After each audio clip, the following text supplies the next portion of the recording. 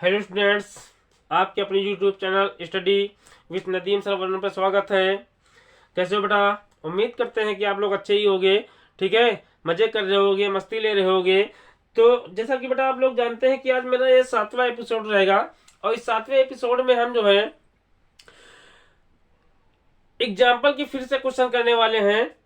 हम छठे एपिसोड में बेटा जो है एग्जाम्पल किए थे। उससे पहले वाले इंट्रोडक्शन में हमने जो है बेसिक इंट्रोडक्शन लिया था। ठीक है, यानी एक्सरसाइज 1.1 का बेसिक इंट्रोडक्शन मैंने लिया था। और इस लेक्चर में या इस क्लास में हम लोग जो है एग्जाम्पल के फिर से क्वेश्चन करने वाले हैं। तो चलिए बेटा देखते हैं एग्जाम्पल के कुछ क्वेश्चन जो है।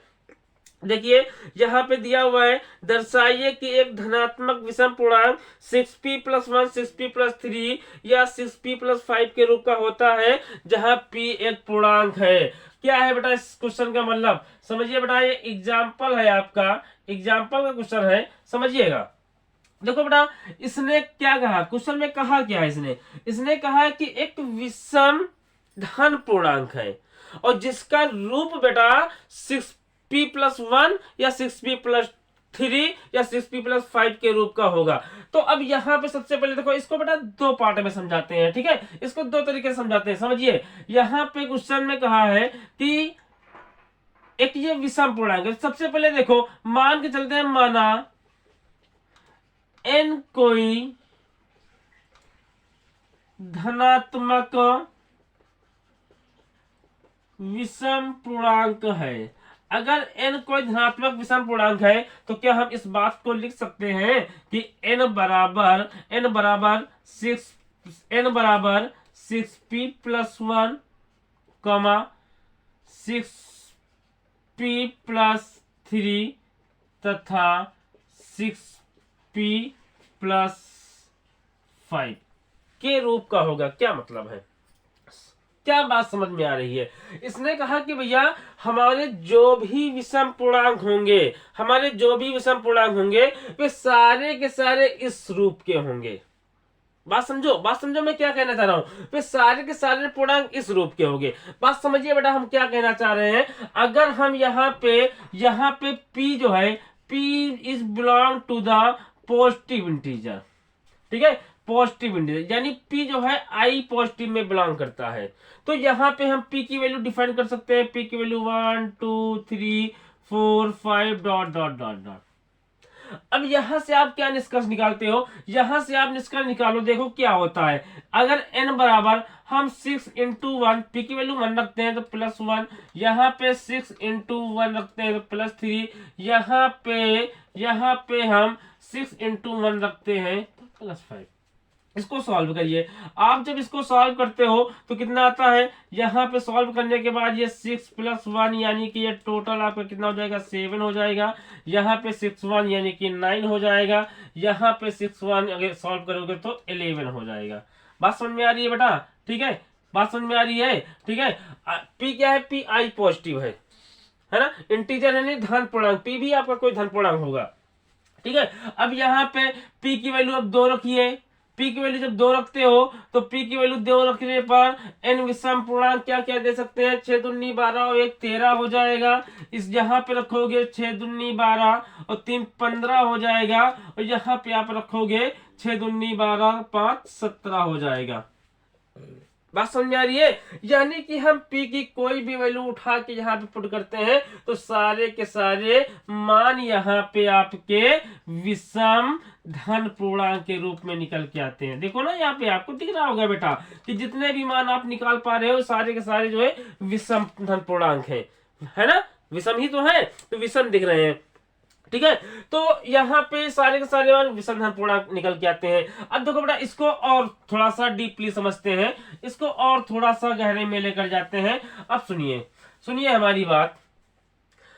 हम जब यूक्लिड विभाजन एल्गोरिथम पढ़ा रहे थे तो मैंने एक थ्योरम बताई थी, एक प्रमेयिका बताई थी। और वो प्रमेयिका क्या थी बेटा? वो प्रमेयिका आपकी कुछ इस फॉर्म की थी, भाज्य बराबर भाजक गुणे भागफल प्लस शेषफल। और इस चीज को मैंने कैसे लिखा था, इस चीज को मैंने अल्फाबेट पे किस प्रकार से लिखा था, A=BQ + R, और जहां पे R का मान क्या है बेटा, 0 या 0 से बड़ा है और B से छोटा है। बात समझ में आ रही है। अब यहाँ पे देखो, यहाँ पे अगर इसको इससे कंपेयर करें, इसको इससे कंपेयर करें, तो कंपेयर करने पर आप यहाँ पे क्या देखते हो, यहाँ पे आप देखते हो बेटा कि B की वैल्यू जो है वो 6 डिफाइन है। B की वैल्यू क्या डिफाइन है, B की वैल्यू यहाँ पे 6 डिफाइन है। और R की वैल्यू को अगर कंपेयर करें तो R की वैल्यू या तो 1 है या फिर 3 है या फिर 5 है। और क्यों, क्या है, क्यों आपका एक कोई धन पूर्णांक है, बोलो क्यों आपका या तो धन पूर्णांक होगा या तो होल नंबर होगा, यानी पूर्ण संख्या होगी।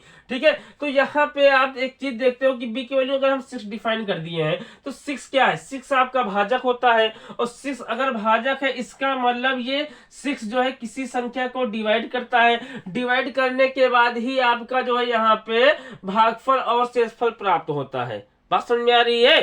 ठीक है, अगर बात समझ में आ रही है तो बोलो यस सर, हाँ बात समझ में आ रही है। ठीक है बेटा, तो समझिए इसको, यहाँ पे b बराबर 6 है, 6 यानी कि यहाँ पे क्या है, भाजक है। अगर ये भाजक है तो ये किसी संख्या को डिवाइड करेगा, और वो संख्या कौन सी होगी, वो संख्या आपकी धनात्मक विषम पूर्णांक होगी, है ना। क्वेश्चन में कह रखा है कि जिस संख्या को आप डिवाइड कर रहे हो, जिस संख्या को आप डिवाइड कर रहे हो, वो डिवाइड करने के बाद जो है आपका शेष क्या बचाता है, 1 बचाता है और 5 बचाता है और 3 बचाता है। बात समझ में आ रही है। तो लेते हैं कुछ विषम धन पूर्णांक, आइए बड़ा समझते हैं इस चीज को। लेते हैं कुछ विषम धन पूर्णांक, तो विषम धन पूर्णांक क्या होंगे, समझो बेटा इस चीज को। विषम धन पूर्णांक क्या होंगे, अब विषम धन पूर्णांक आपका 1 हो सकता है, 3, 5, 7, 9, 11, 13, 15, 17, 19 ... बोलो बेटा, ले सकते हो ना, ये सारे विषम धन पूर्णांक ही तो हैं। बोलो बात समझ में आ रही है। अब यहाँ पे सारे विषम धन पूर्णांक है, इन सभी विषम धन पूर्णांक को आप जो है 6 से डिवाइड करिए, और 6 से डिवाइड करने के बाद क्या आप देखते हो, क्या क्या इस रूप के हमको विषम पूर्णांक मिल पाएंगे। तो आप चेक करिए, आप चेक करने पर देखोगे अगर 6 को 1 से डिवाइड करते हैं तो ये 0 टाइम्स जाता है, यानी 0 होता है, 1 रिमाइंडर बचेगा। अगली वैल्यू 6 को आप जो 6 से आप जो है 3 को डिवाइड करिए, 0 टाइम्स जाएगा, 0 बचेगा, यानी कि ये 3 रिमाइंडर बचाएगा। अगली वैल्यू को आप 6 से डिवाइड करिएगा, तो 6 से डिवाइड करने के बाद यहाँ पे क्या होता है, यानी 5 को डिवाइड करोगे तो यहाँ भी 0 टाइम्स जाएगा, यानी 0 बचेगा, यहाँ पे 5 रिमाइंडर बचेगा। बस में आ रही है। अगली वैल्यू पे चेक करते हैं, 1, 3, 5 पे चेक कर लिए, 7 पे चेक करिए, 7 पे आप चेक करोगे तो यहाँ पे 1 टाइम्स जाएगा, 6 बचेगा, 1 रिमाइंडर बचेगा। यहाँ पे आप देखोगे इसको डिवाइड करोगे, यानी कि 9 को डिवाइड करोगे तो 1 हो जाएगा, यहाँ पे हो जाएगा आपका 6, यहाँ पे रिमाइंडर 3 बचेगा। यहाँ पे आप चेक करोगे, यानी कि 11 पे चेक करेंगे, 11 पे 6 से चेक करोगे तो ये 1 टाइम जाएगा, यानी कि यहाँ 6 बच जाएगा, यहाँ पे रिमाइंडर आपका 5 बच जाएगा, है ना बेटा। और चेक कर लेते हैं, और भैया 1, 2 नंबर 3 नंबर पे देख लेते हैं। 6 को 9, 11, 13 पे चेक करिएगा, 13 पे आप चेक करोगे, 13 पे आप चेक करोगे तो क्या होगा, 2 टाइम्स जाएगा, 12 होगा, 1 बचेगा। अगेन चेक करते हैं, 6 से इसको डिवाइड करते हैं तो यहाँ पे 9 हो जाए, यानी 9 हो जाएगा, यानी सॉरी 9 नहीं, यहाँ पे जो है 15 हो जाएगा, 2 टाइम्स जाएगा, यानी कि 12 होगा, 3 रिमाइंडर बचेगा। और यहाँ पे आप देखते हो जब इस वैल्यू को हम डिवाइड करते हैं तो आप क्या देखते हो, यानी कि 17 को जब डिवाइड करते हैं 2 टाइम्स जाता है, यानी 12 होता है, यानी रिमाइंडर 5 बचता है ना बेटा।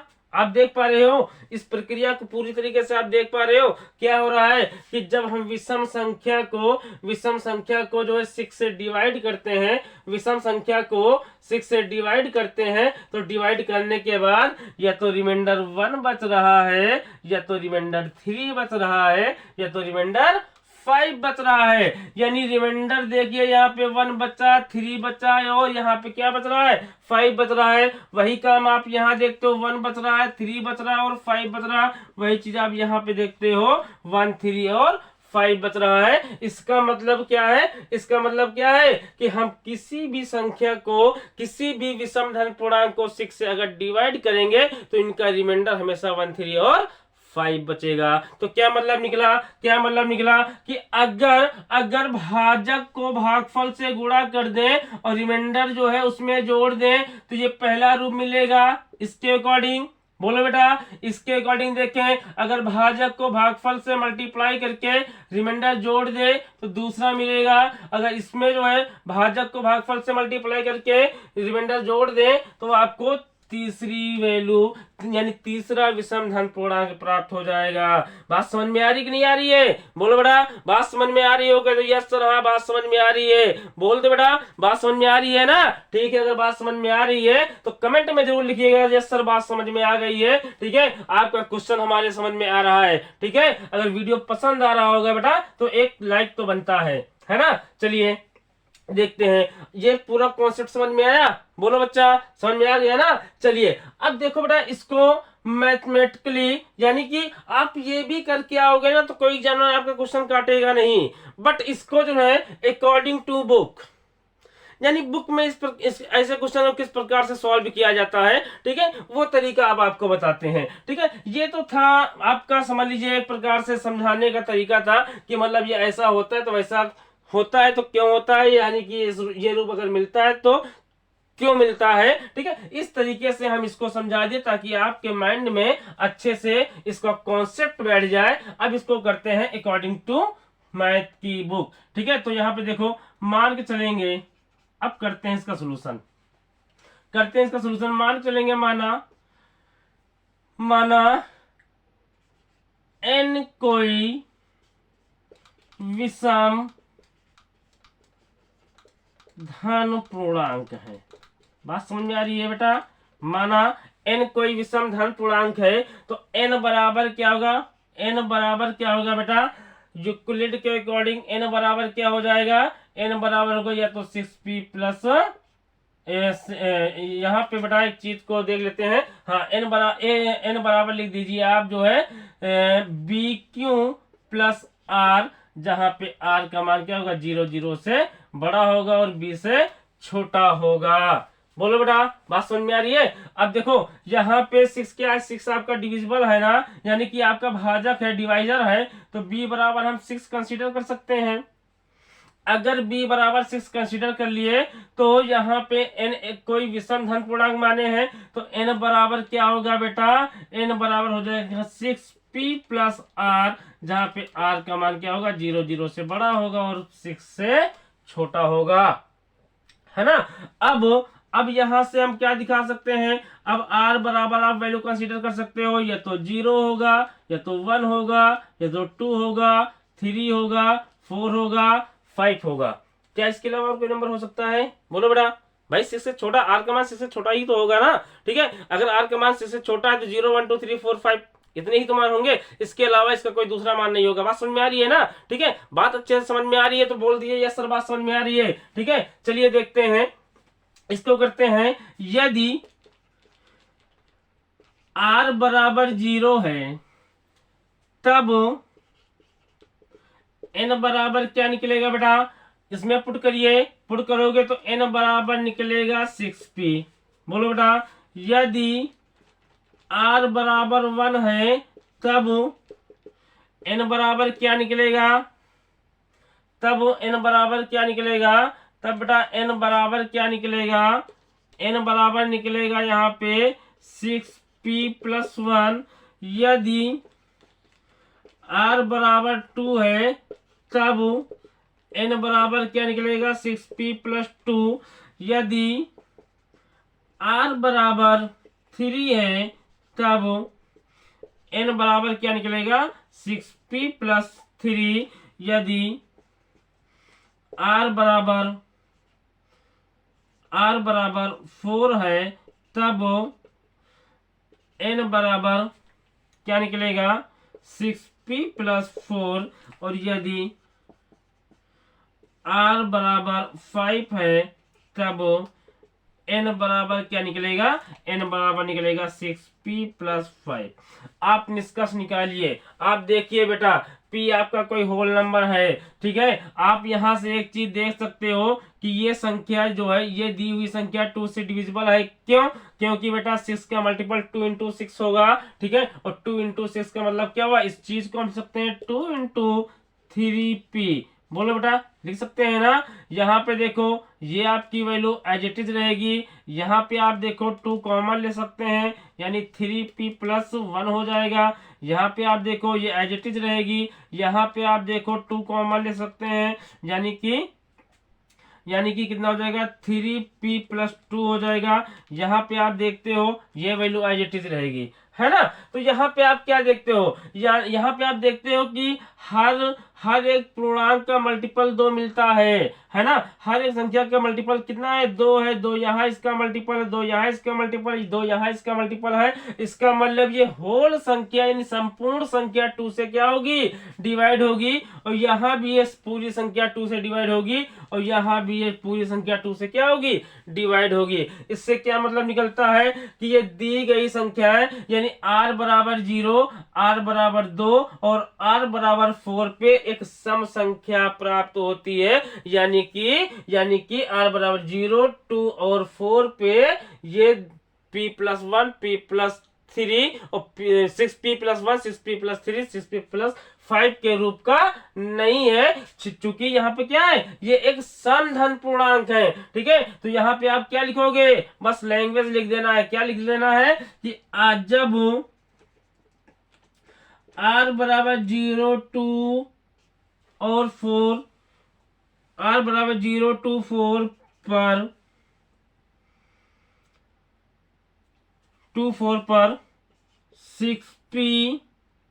6p प्लस 2, 6p प्लस 4 एक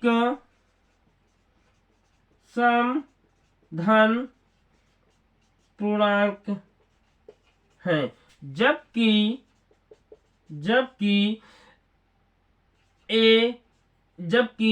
n एक विषम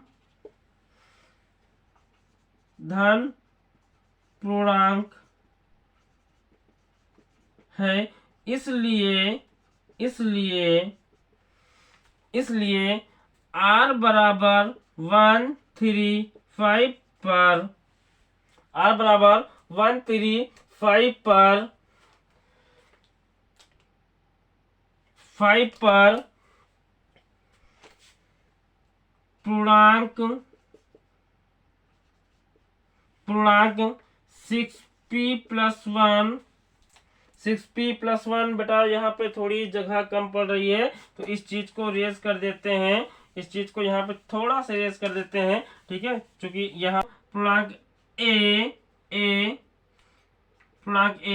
6p प्लस 1, 6p प्लस 3 व 6p प्लस 5 के रूप का होगा। बात समझ में आ गई बेटा, ठीक है। तो इस तरीके से अपनी नोटबुक पे क्वेश्चन को सॉल्व करेंगे, ठीक है। इस तरीके से क्वेश्चन को अच्छे से अपनी नोटबुक पे लगाएंगे।